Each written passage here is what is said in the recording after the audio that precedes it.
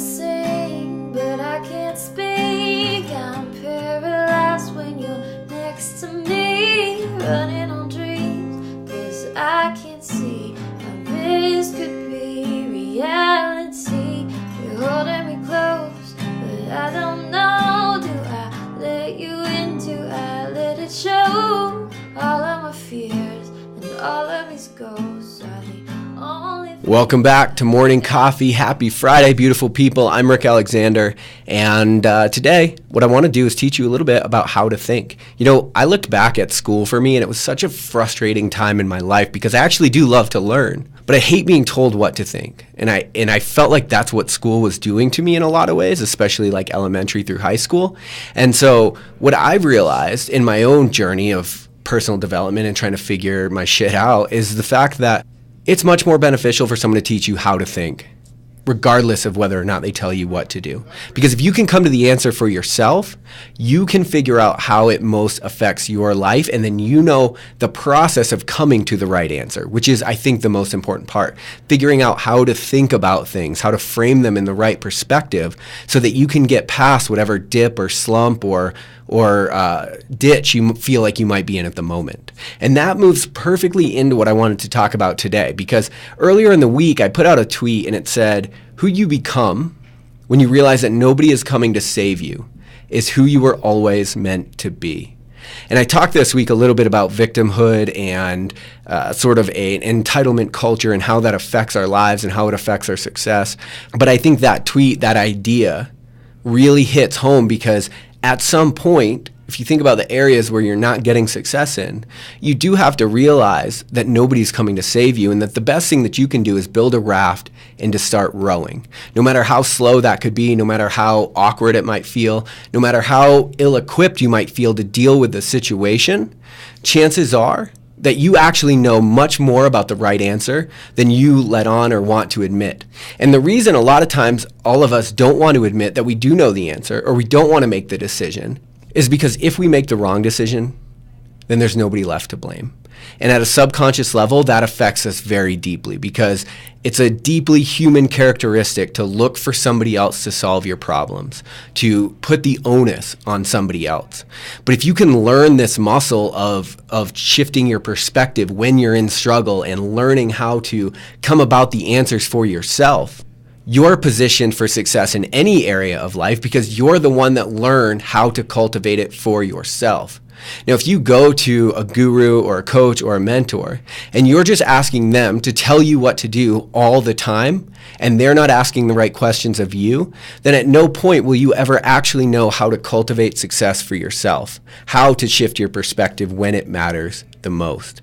And so, yeah, I think as a culture, we have a lot of trepidations about fully stepping into the person that we want to become.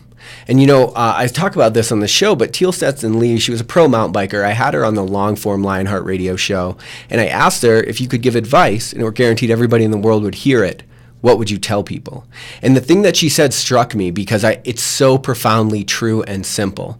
But she said that there's no secret because as adults, we're all just making it up. Whether you're a pro athlete, whether you're a banker, whether you're a coach, whether you're a teacher, whether you're a student, every morning we wake up and we're just making it up. But I think if we added a little structure to the way that we're making it up, we have great mobility to do the things that we want to in life. And when I say add structure, I mean just think about the way that you're thinking about the things that you're trying to do. What might this lesson be teaching you? How might you actually be equipped to deal with this situation? And if you want to put this in practice, you know, there are a lot of ways to do it. I mean, one is you can put your back against the wall and see who you become in adversity. And the deal is that life will eventually put your back against the wall with or without your consent. And so knowing who you are in the midst of struggle is an immensely valuable characteristic that I think everybody should learn to cultivate. But the other way to think about it is to think about right now an area of your life where you're hitting a roadblock or you're hitting struggle. And then to ask yourself, if I knew the answer, what would it be? If it weren't an option to go to other people to solve this problem for me, what would I do? What would I do if there was no other person that knew better than me? And what you'll find more often than not is as you go through that exercise, you are positioning yourself to solve your own problems. You are stepping fully into who you should be because you are learning the characteristics that you need to cultivate success for yourself. And look, I'm a coach myself. I always have a coach. In fact, I make it kind of a personal thing of mine to spend as much money on coaching per month as I can, because I do see all of the results. I do see the value in changing the way that I'm thinking about situations.